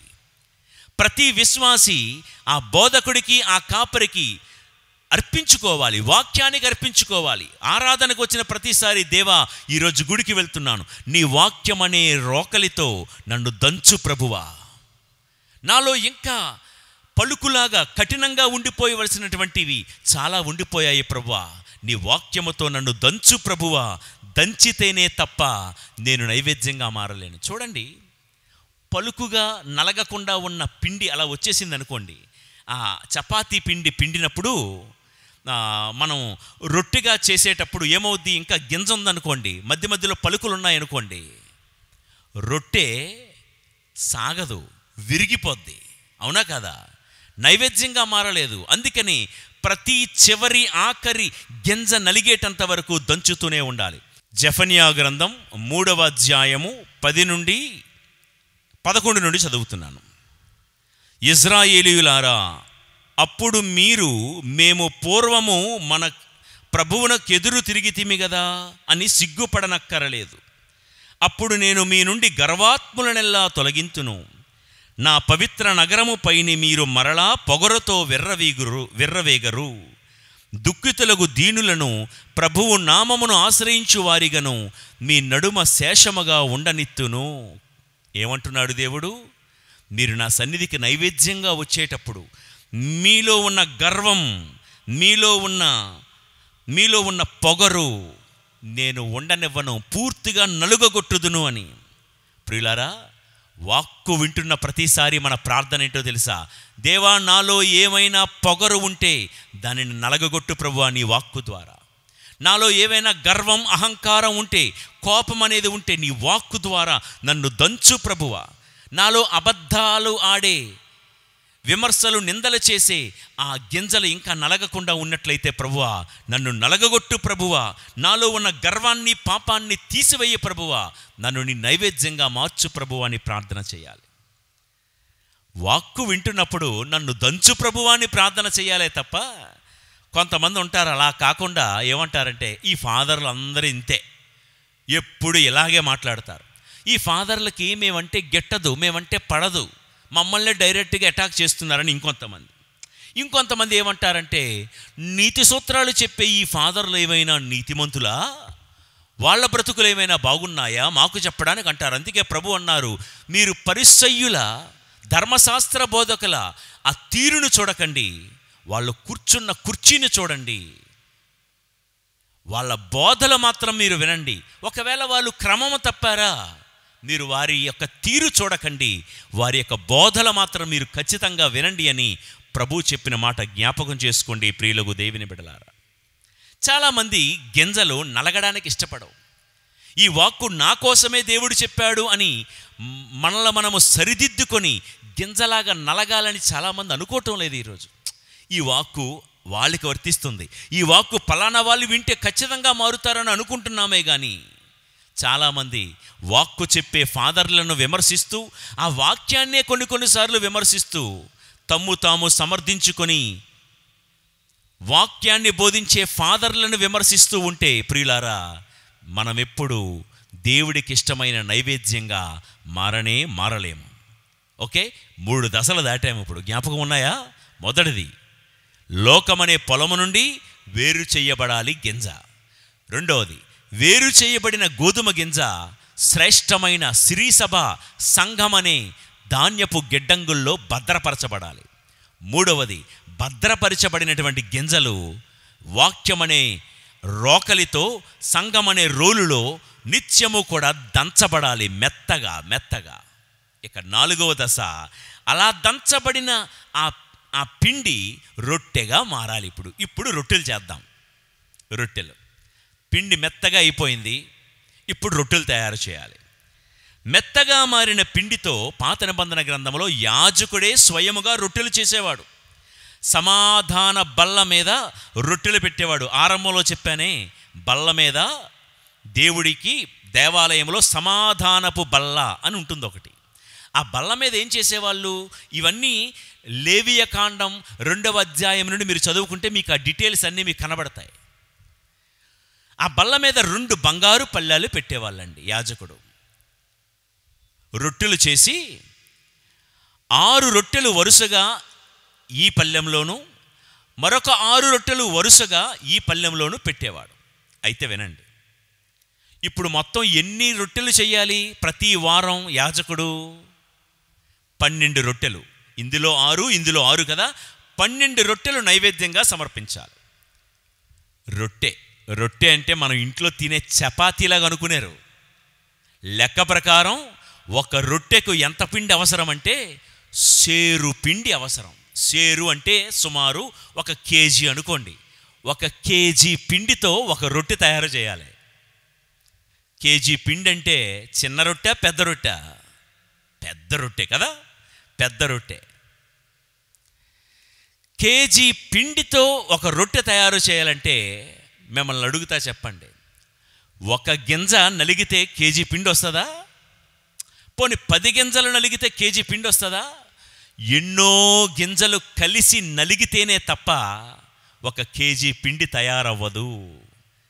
1 రొట్టె మారాలి అంటే, 1 రొట్టె తయారవ్వాలంటే కొన్ని వందల వేల గింజలు పిండిగా మారి ఆ గింజలన్నీ కలిస్తేనే తప్ప 1 రొట్టెగా మారదు. ప్రియులకు దేవుని బిడ్డలారా, 1 గింజ దంచబడగా వచ్చిన పిండి కాదు ఈ కేజీ పిండి. కొన్ని గింజలు కలిసి దంచబడిగా వచ్చిన పిండి, కొన్ని గింజలు కలిసి ఐక్యత. దేవునికి ఇష్టమైన నైవేద్యంగా మారాలి అంటే ఈ గింజ ఫస్ట్ పిండిగా మారాలి. పిండిగా మారిన తర్వాత వేరొక గింజతో కలవాలి. ఈ ఇద్దరు కలిసి మరో 4 కలవాలి. ఆ 4 కలిసి మరో 8 మందితో కలవాలి. 8 మంది కలిసి మరో 100 మందితో కలవాలి. అలా అందరూ సంఘమంతా కలిసి ఒక పిండిగా మారితేనే రొట్టెగా మారగలం. అదే దేవుడికి ఇష్టమైన నైవేద్యం. ప్రియులకు దేవుని బిడ్డలారా, 1 గింజగా నేనేం చేయాలో తెలుసా? ముందు నేను మెత్తగా మారాలి. మెత్తగా నేను మారి, మెత్తగా మారిన మిగతా గింజలతో కలిసి నేను ఆధ్యాత్మిక సహవాసం, ఆత్మీయ సహవాసం చెయ్యాలి. ప్రియులకు దేవుని బిడ్డలారా, సంఘంలో ఐక్యత ఎలా ఉండాలో తెలుసా? వినండి. ఇప్పుడు ఈ గింజ, యుగల్ కుమార్ అనే ఈ గింజ విశాఖపట్నం అనే పొలంలో నుండి వచ్చింది. జ్యోతిరాజు అనే ఆ గింజ ద్రాక్షారామ అనే పొలంలో నుండి వచ్చింది. ఇంకో గింజ రాజమండ్రి, ఇంకో గింజ విజయవాడ. స్ట్రీమ్స్ ఆఫ్ గ్రేస్ ద్వారా ఈ వాక్యం వింటున్న మీలో చాలామంది అబ్రాడ్లో ఉన్న వాళ్ళు ఉన్నారు, ఫారెన్లో ఉన్న వాళ్ళు ఉన్నారు, ముంబైలో ఉన్నవాళ్ళు, ఢిల్లీలో ఉన్నవాళ్ళు, విజయవాడలో ఉన్నవాళ్ళు, చెన్నైలో ఉన్నవాళ్ళు. ఒక్కొక్క గింజ ఒక్కొక్క పొలము నుండి కొయ్యబడింది. ప్రియులారా, ఒక్కొక్క ప్రాంతానికి చెందిన వాళ్ళం మనం, ఒక్కొక్క భాషకు చెందిన వాళ్ళం మనం, ఒక్కొక్క వర్గానికి చెందిన వాళ్ళం మనం, ఒక్కొక్క కులానికి చెందిన వాళ్ళం మనం. మనం ఏ పొలములో నుండి కొయ్యబడినా సంఘములోనికి వచ్చిన తర్వాత గింజలన్నీ కలిసి పిండిగా మారి దేవుడికి ఇష్టమైన నైవేద్యంగా మారాలి. కులాలు వేరైనా, భాషలు వేరైనా, ప్రాంతాలు వేరైనా, వర్గాలు వేరైనా, మనమందరము సంఘంలోకి వచ్చిన తర్వాత ఏక శరీరంగా బ్రతకాలి. సంఘంలోకి వచ్చిన తర్వాత కూడా మీరేమిట్లు, మీరదా, మేమిదా, మీరు ఆ కులమా, మీరు ఈ కులమా, మీరు ఆ గ్రూపా, మాది ఈ గ్రూపు, మీది ఆ బ్యాచా, మాది ఈ బ్యాచు. కుల రాజకీయాలు ఏంటండి సంఘంలో? గ్రూపు రాజకీయాలు ఏంటండి సంఘంలో? ప్రియులారా, ఈ మాట వినండి. ఈ గింజ మరొక 100 గింజలతో కలిసిపోవాలి. సంఘములో వచ్చిన తర్వాత వారు వీరు అనే తరతమ విభేదాలు, స్థాయి అంతస్తులు చూసి విభజన లేకుండా అందరము అందరితో కలిసిపోయినప్పుడు మనము దేవునికి ఇష్టమైన నైవేద్యంగా మారుతాము. ఈ రోజుల్లో ఒక విష సంస్కృతి బయలుదేరింది. మీరు మీరే, మేము మేమే అన్నట్లు, మీరు వేరు మేము వేరు అన్నట్లుగా ఒక విష సంస్కృతి, ఒక విభజన సంస్కృతి మొదలైంది. అందుకే నువ్వెంత మంచి చేసినా పొగడ్డానికి నోరు రాదు నాకు, ఎందుకంటే నువ్వు వేరు అని అనుకుంటున్నాను కాబట్టి. ఇలా సంఘంలో బ్రతికితే దేవుడికి ఇష్టమైన నైవేద్యంగా మారలేవు. కొంతమందికి ఇలాంటి వాక్యం తెలియక, దేవుడి వాక్యాన్ని చదివే బుద్ధి జ్ఞానం లేక కొంతమంది సంఘములో విభజనలు సృష్టించడానికి బయలుదేరారు. వాక్కును చదవడానికి, వాక్యాన్ని లోతుగా ధ్యానం చేయడానికి వారికి తీరికుండదు. పొద్దస్తమానం వాళ్ళకున్న పని ఏంటంటే అక్కడొక గ్రూపు రాజకీయం, ఇక్కడొక గుంపు రాజకీయం.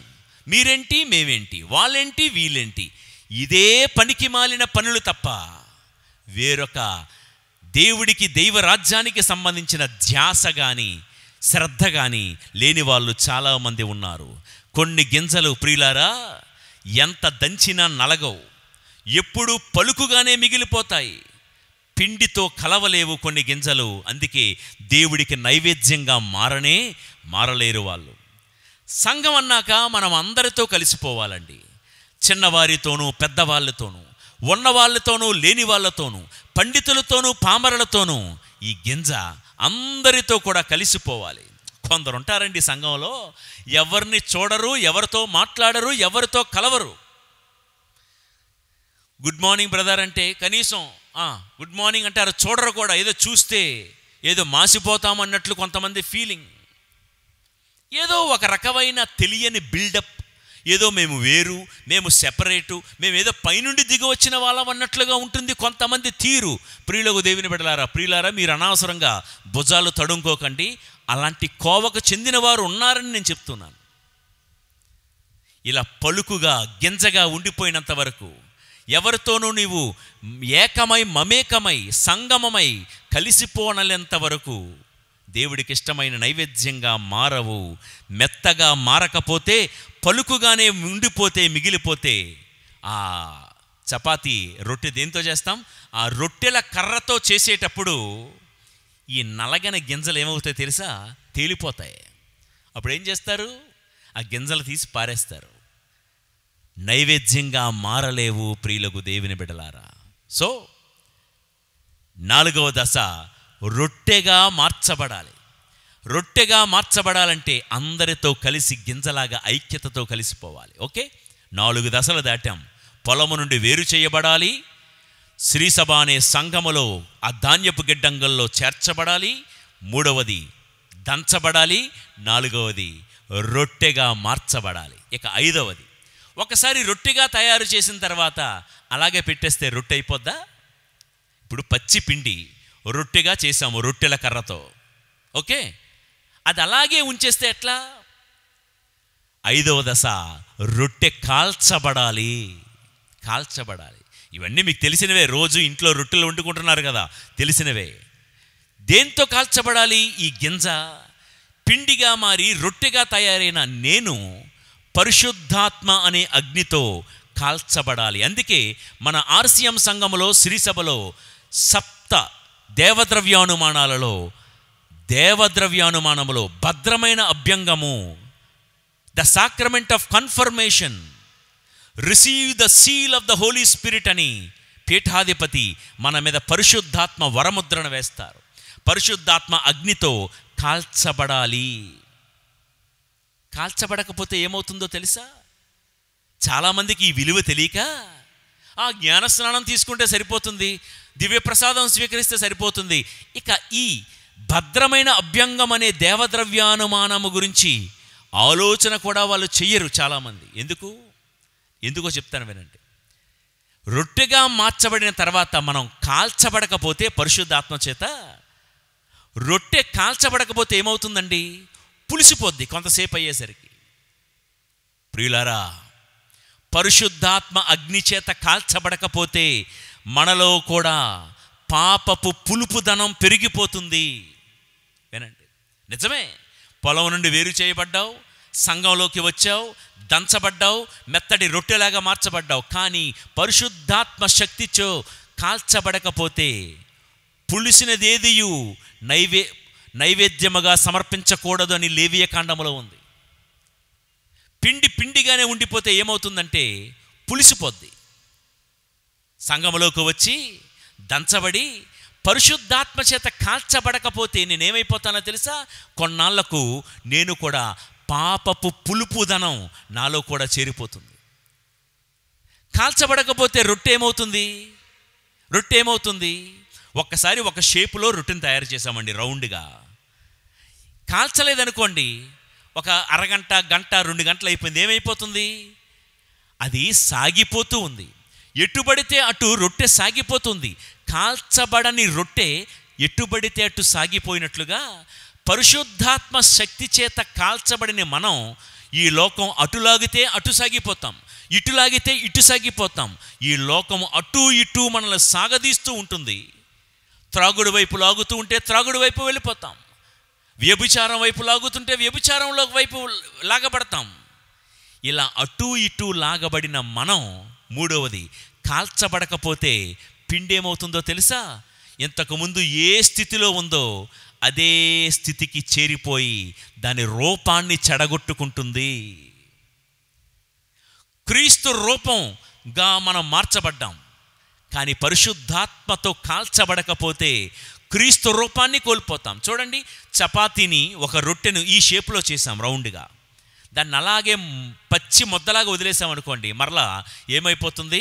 సాగిపోవడం మాత్రమే కాదు, తన రూపాన్ని కోల్పోయి మరలా పూర్వపు స్థితిలోనికి, పూర్వపు రూపంలోకి వెళ్ళిపోతుంది. ఇప్పుడు ఆ కుమ్మరివాడు కొండలు చేసేటప్పుడు సారె మీద మట్టి ముద్దను పెట్టి కొండను తయారు చేస్తాడు.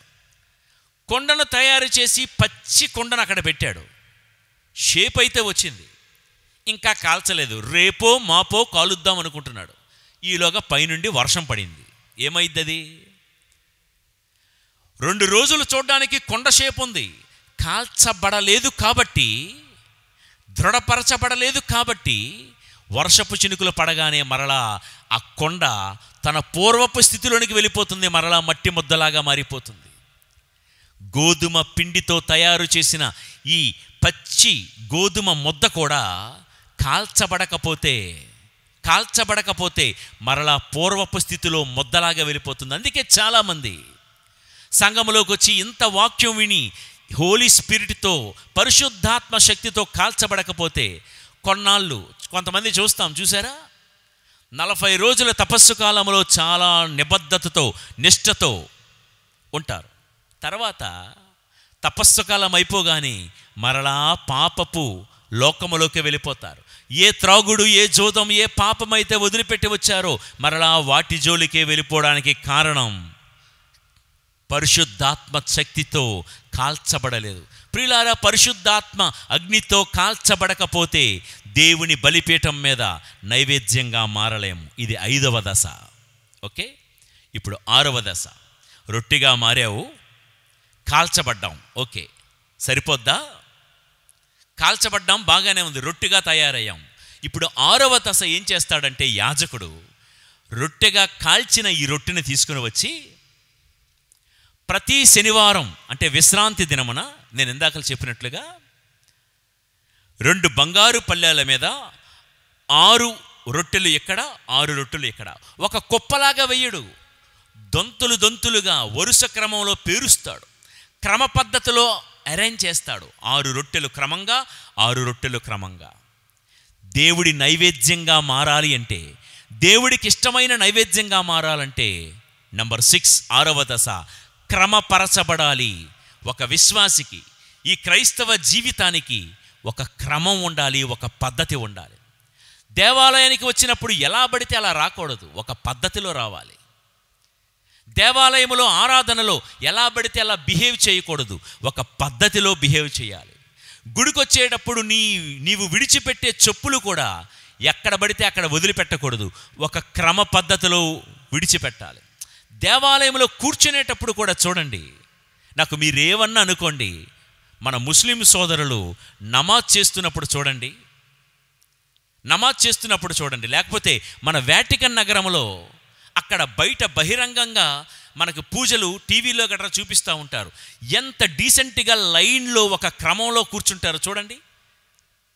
డ్రోన్ కెమెరాలో నుంచి ఏరియల్ వ్యూ చూపిస్తున్నప్పుడు ఎంత నీట్గా ఇటు చూసినా ఒక వరుసలో కూర్చుంటారు కదా.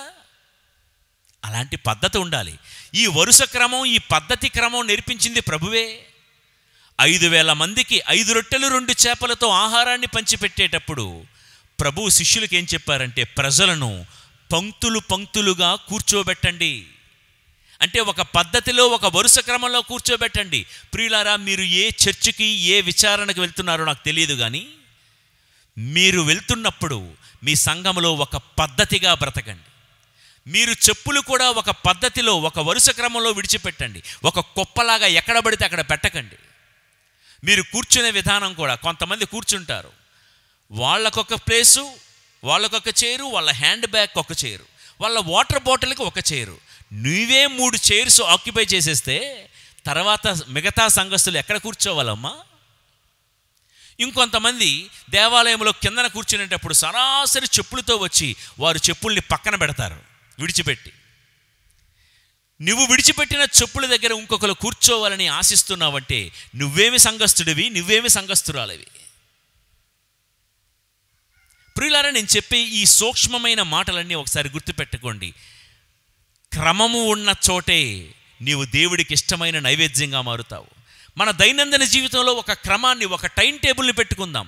ఇదిగో రోజు ఉదయం 6 నుంచి 6:30 వరకు నేను ప్రార్థన చేస్తాను. ప్రార్థనకు ఒక క్రమం పెట్టుకో.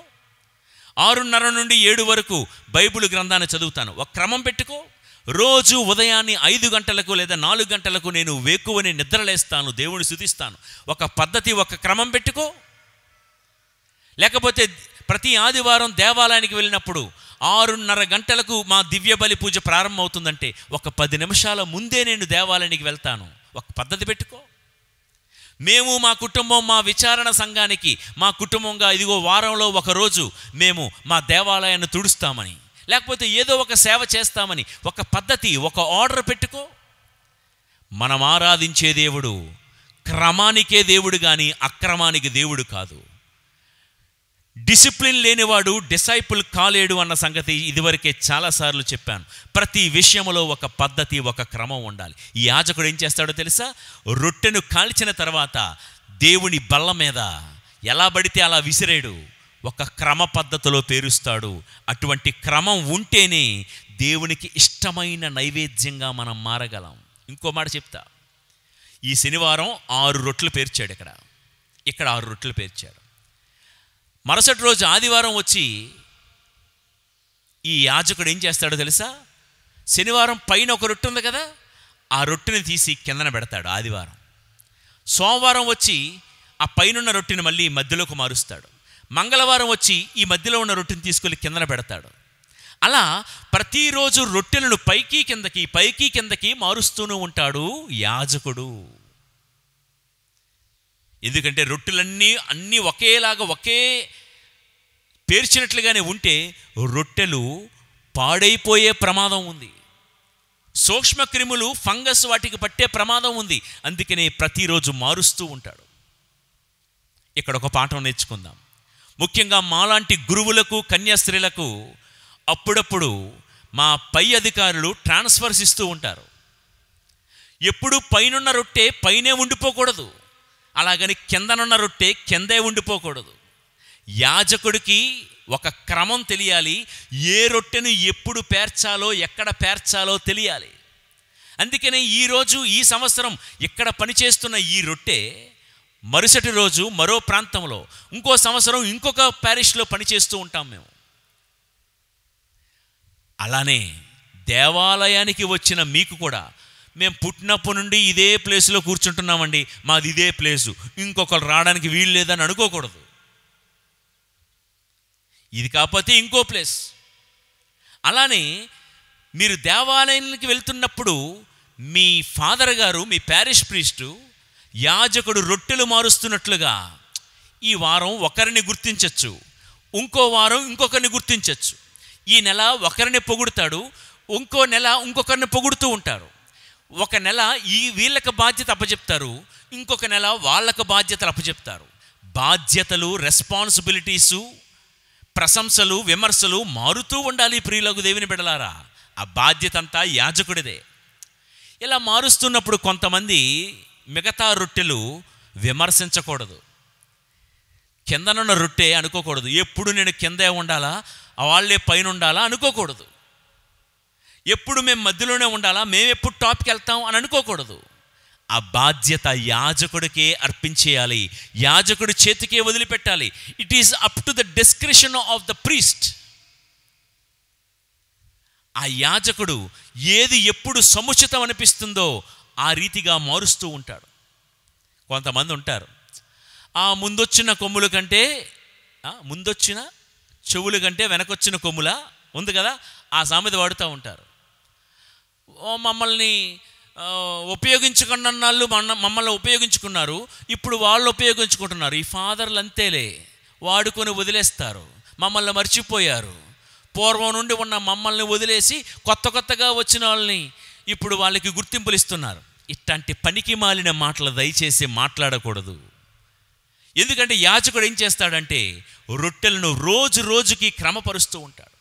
ఎప్పుడు నేనే ప్రెసిడెంట్గా ఉండాలి, ఎప్పుడు నేనే సెక్రటరీగా ఉండాలి, ఎప్పుడు మా వాళ్ళే ఉండాలి, ఎప్పుడు మా బ్యాచే ఉండాలి. నో, దేవుడికి ఇష్టమైన నైవేద్యంగా మారాలి అంటే ప్రియులకు దేవుని బిడ్డలారా, విశ్వాసులు తమ్ము తాము యాజకుడికి, గురువుకి తమ్ము తాము సంపూర్ణముగా అర్పించుకోవాలి.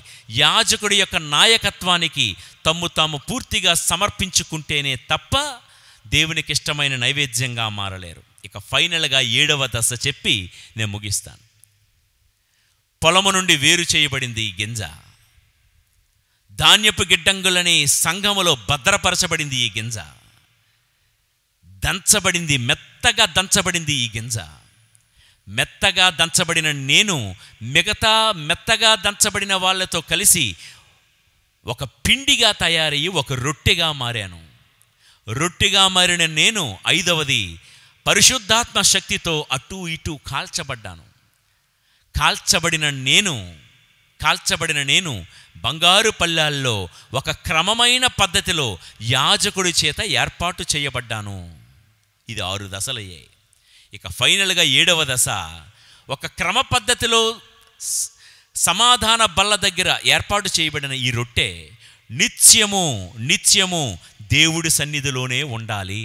ఇది నైవేద్యంగా సమర్పించబడిన ఆ రొట్టె నిత్యము దేవుడి సన్నిధిలో ఉండినట్లే ప్రతి విశ్వాసి మన జీవితంలో దేవుడి సన్నిధిలో గడపాలి, దేవుడి వాక్యములోనే జీవించాలి, దేవుడి ఆత్మలోనే బ్రతకాలి. నిత్యము సంఘంతోనే ఉండాలి, నిత్యము ప్రార్థనలోనే ఉండాలి, నిత్యం దేవుని గురించి ఆలోచించాలి, ఎప్పుడెప్పుడు వాక్యం చదువుదామనే ధ్యాసతోనే ఉండాలి, ఎప్పుడెప్పుడు నేను దేవుని ఎలా సంతోషపరచగలను అనే తలంపుతోనే జీవించాలి, నేను ఎలా సేవ చేస్తే నా దేవుడికి ఇష్టమో, నేను ఎలా బ్రతికితే దేవుడికి ఇష్టమైన నైవేద్యంగా మారుతాను, అలాంటి తలంపుతోనే మనం బ్రతకాలి. మరియ తల్లి అలాంటి తలంపులతోనే బ్రతికింది. ఆమె పాడిన స్తోత్ర గీతములో ఆమె ధ్యాస, ఆమె తలంపు, ఆమె స్తుతి స్తోత్ర గీతం అంతా ఎప్పుడెప్పుడు దేవుణ్ణి సంతోషపరుద్దామా, నా ఆత్మ ప్రభువుని స్తుతించుచున్నది. దేవుడికి ఇష్టమైన నైవేద్యం నిత్యము. దీనికి మనం ఒకటి చేయాలి. ప్రతి ఆదివారం మీరు ఆరాధనకు వెళ్ళినప్పుడు ఆదివారం ఆ చర్చిలో ఏదైతే జరుగుతుందో సోమవారం నుండి శనివారం వరకు మన ఇంటిలో కూడా అదే జరగాలి. ఏం జరుగుతుంది ఆదివారం? పశ్చాత్తాప సాంగ్యం. గుండెలు బాదుకుంటూ నా తప్పు అయిపోయింది, నా తప్పు అన్నట్లుగా ప్రతి కుటుంబంలో ఏదైనా పొరపాట్లు జరిగితే నీదే తప్పు అనకుండా అవును నాదే తప్పు, ఐఎమ్ సారీ అని అడిగే మనస్తత్వం మన ఇంటిలో కూడా ఉండాలి. ఆదివారం అక్కడ ఆరాధనలో ఏం జరుగుతుంది? వాక్కు పఠనం జరుగుతుంది. మన ఇంట్లో కూడా ప్రతిరోజు వాక్కు పఠనం, వాక్కు ధ్యానం జరగాలి. ఆదివారం ఏం జరుగుతుంది? దేవుని స్తుతిస్తూ పాటలు పాడుతూ ఉంటారు. సోమవారం నుండి శనివారం వరకు మన ఇంటిలో కూడా స్తుతి స్తోత్రాలతో మన కుటుంబం మార్మోగిపోతూ ఉండాలి. ఆదివారం అక్కడ దేవాలయంలో ఏం జరుగుతుంది? క్రీస్తు ప్రభు తన శరీర రక్తాలను నలగగొట్టుకొని మనకు నైవేద్యంగా మారినట్లే సోమవారం నుండి శరీరం వరకు కుటుంబం కోసం, దేవుడి కోసం మనల్ని మనం నలగగొట్టుకుంటూ దేవుడికి ఇష్టమైన నైవేద్యంగా మారాలి. ఫైనల్గా ఒక మాట చెప్తా. ఈ నైవేద్యంగా మారిన రొట్టెను ఒక వారం అయిన తర్వాత మళ్ళా శనివారం మళ్ళా రొట్టెలు అర్పించాలి కదా. శనివారం నాడు విశ్రాంతి దినాన యాజకుడు ఏం చేస్తాడంటే ఈ రొట్టెలన్నిటినీ యాజకుడు తింటాడు. యాజకుడు భుజించి యాజకుడు నైవేద్యం కలిసి ఏకమైపోతారు. ఇది చాలా ఇంపార్టెంట్, గుర్తుపెట్టుకోండి. ఇన్ని దశలు దాటుకుంటూ వచ్చిన తర్వాత యాజకుడు ఏం చేస్తాడు? ఈ అర్పించబడిన రొట్టెల్ని తాను భుజించి తాను తిని యాజకుడు నైవేద్యంతో ఏకమైపోతాడు. నైవేద్యం కూడా యాజకుడితో కలిసిపోతుంది. అలానే దేవుడికి ఇష్టమైన నైవేద్యంగా మారిన మనమందరము మన ప్రధాన యాజకుడు అయినటువంటి యేసు ప్రభువుతో కలిసి ఐక్యమైపోవాలి. అలా కలిసిపోతేనే ఆయనతో పాటు మనం కూడా పునరుత్థానులు అవ్వగలము, నిత్య జీవములోనికి ప్రవేశించగలము. ఇదండి దేవునికి ఇష్టమైన నైవేద్యంగా మారిన ఆ మరియ తల్లి ప్రధాన యాజకుడైన యేసుతో, పరమ త్రిత్వైక సర్వేశ్వరునితో కలిసిపోయి పరలోక భూలోకాలకు మహారాణిగా విరాజిల్లుతుంది. ఆ తల్లిలాగా మనము కూడా దేవునికి ఇష్టమైన నైవేద్యంగా మారడానికి ఈ 7 దశలు దాటుకుంటూ రావాలి. మన ఆధ్యాత్మిక ప్రయాణములో లోకమనే పొలము నుండి వేరు చేయబడాలి. వేరు చేయబడిన మనము ఇంకా లోకము ఆచారాల్లోనే బ్రతకకుండా ఒక శ్రేష్టమైన సంఘములో కట్టబడాలి, కూర్చబడాలి. అలా ఒక సంఘములో సభ్యుడిగా ఉన్న మనం వాక్యమనే రోలు చేత దంచబడాలి. ఈ కఠినమైన హృదయం మెత్తగా, శుతిమెత్తగా మారాలి. అలా మారిన మనం మిగతా విశ్వాసులందరితో కలిసి ఒక పిండిగా మారి ఒక రొట్టెగా మారాలి. రొట్టెగా మారిన మనం ఒక పచ్చి ముద్దలాగే ఉండిపోకుండా, మిగిలిపోకుండా, మరలా మన పూర్వపు పాపపు స్థితిలోకి జారిపోకుండా పరిశుద్ధాత్మ అగ్ని చేత కాల్చబడాలి. అలా కాల్చబడి రొట్టెగా మారిన మనం యాజకుడు చేత క్రమపరచబడాలి ఒక పద్ధతిలో. చివరిగా అలా క్రమపరచబడినటువంటి రొట్టె నిత్యము దేవుడి సన్నిధిలోనే బ్రతికినట్లుగా మన ధ్యాస, మన శ్వాస, మన ఆశ అంతా దేవుడితో నిండినదై ఉన్నప్పుడు, దేవునికి ఇష్టమైన నైవేద్యంగా మనం మారినప్పుడు, యాజకుడు నైవేద్యాన్ని ఆరగించి నైవేద్యంతో కలిసిపోయినట్లుగా నైవేద్యంగా మారిన మనము ప్రధాన యాజకుడైన యేసయ్యతో పాటు కలిసిపోతే ఆయనతో పాటు పునరుత్థానమయ్యే భాగ్యం దేవాది దేవుడు మనకు దయచేస్తాడు. ఇట్లాంటి 7 దశలు దాటుకుని వచ్చే కృప తల్లి మరియ ప్రార్థనా సహాయములో దేవదేవుడు మనందరకు ప్రసాదింతురుగాక. ఆమెన్. దేవవర ప్రసాదము చేత నిండిన మరియమ్మ వందనము. ప్రభువు మీతో ఉన్నారు. స్త్రీలలో ఆశీర్వదింపబడిన వారు మీరే. మీ గర్భఫలమున జేసు ఆశీర్వదింపబడిన వారుగునే. పరిశుద్ధ మరియమ్మ సర్వేశ్వరిని మాత, పాపాత్మైనుడు మా కొరకు ఇప్పుడును మా మరణ సమయమందును ప్రార్థించండి. ఆమెన్. కోడూరు మాత నవదిన ప్రార్థనలు. పితా, పుత్ర, పవిత్రాత్మ నామమున ఆమేన్. ఓ మరియమ్మ పరిపూర్ణ సౌందర్యవతి అయిన కోడూరు మాత, నన్ను దేవునికి ప్రియమనట్లు చేయము. జన్మ పాపము లేని కోడూరు మాత, నన్ను పాపము నుండి కాపాడండి. మోక్షము యొక్క మహిమయైన కోడూరు మాత, నన్ను పరలోక చేర సహాయం చేయండి. కష్టపడు వారికి సంతోషము వసగే కోడూరు మాత, మాకు ఆనందమును సమాధానమును దయచేయండి. పాపాత్ములకు శరణ వసగే కోడూరు మాత, నన్ను దేవ కోపాగ్ని నుండి కాపాడండి. వివేకము గల కన్యక దయగల మాత ఓ కోడూరు మాత, మా కొరకు మీ దివ్య కుమారుని ప్రార్థించండి.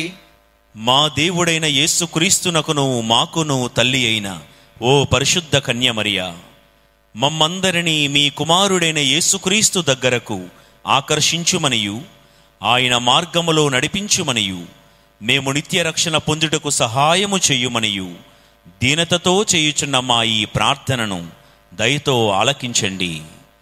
దేవవర ప్రసాదము చేత నిండిన మరియమ్మ వందనము. ప్రభువు మీతో ఉన్నారు. స్త్రీలలో ఆశీర్వదింపబడిన వారు మీరే. మీ గర్భఫలమున జేసు ఆశీర్వదింపబడిన వారుగుని. పరిశుద్ధ మరియమ్మ సర్వేశ్వరుని మాత, పాపాత్మైనుడు మా కొరకు ఇప్పుడును మా మరణ సమయమందును ప్రార్థించండి. ఆమేన్. లోకము యొక్క సహరక్షకురాలైన ఓ పరిశుద్ధ కన్య మరియమ్మ, మేము పాప జీవితం విడిచిపెట్టుటకును యేసుక్రీస్తునకు ప్రియ శిష్యులుగా మీకు తగిన బిడ్డలుగా జీవించుటకును మాకు కావలసిన సహాయము దయచేయవలయునని, మా అనుదిన అవసరాలలో మా కొరకు మీ తిరుకుమారుని ఎల్లప్పుడూ ప్రార్థించుమని దీనతతో చేయుచున్న మా ఈ ప్రార్థనను దయతో ఆలకించండి. దేవవర ప్రసాదము చేత నిండిన మరియమ్మ వందనము. ప్రభువు మీతో ఉన్నారు. స్త్రీలలో ఆశీర్వదింపబడిన వారు మీరే. మీ గర్భఫలమున జేసు ఆశీర్వదింపబడిన వారుని. పరిశుద్ధ మరియమ్మ సర్వేశ్వరుని మాత, పాపాత్మైనుడు మా కొరకు ఇప్పుడును మా మరణ సమయమందును ప్రార్థించండి. ఆమేన్.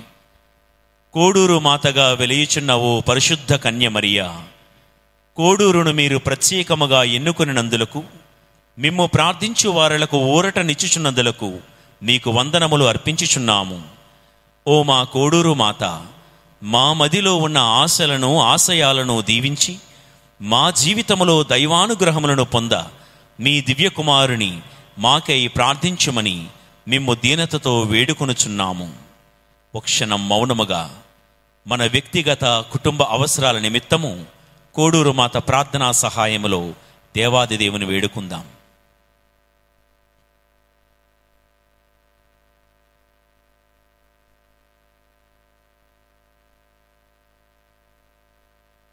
దేవవర ప్రసాదము చేత నిండిన మరియమ్మ వందనము. ప్రభువు మీతో ఉన్నారు. స్త్రీలలో ఆశీర్వదింపబడిన వారు మీరే. మీ గర్భఫలమున యేసు ఆశీర్వదింపబడిన వారుని. పరిశుద్ధ మరియమ్మ సర్వేశ్వరుని మాత, పాపాత్మైనుడు మా కొరకు ఇప్పుడును మా మరణ సమయమందును ప్రార్థించండి. ఆమేన్. ప్రార్థించుదము.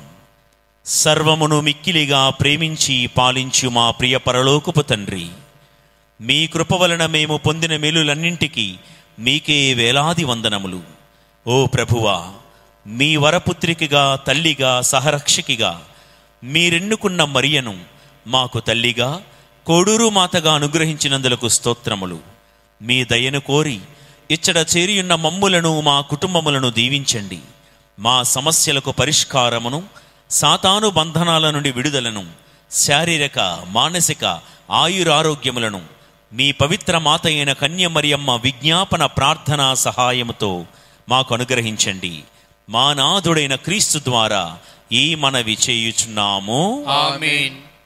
ప్రభువు మీతో ఉందురుగాక. మీ ఆత్మతోనూ ఉందురుగాక. పరిశుద్ధ మరియను కోడూరు మాతగా మనకు అనుగ్రహించి అద్భుత వరములతో నింపిన సర్వేశ్వరుడు స్తుతింపబడునుగాక.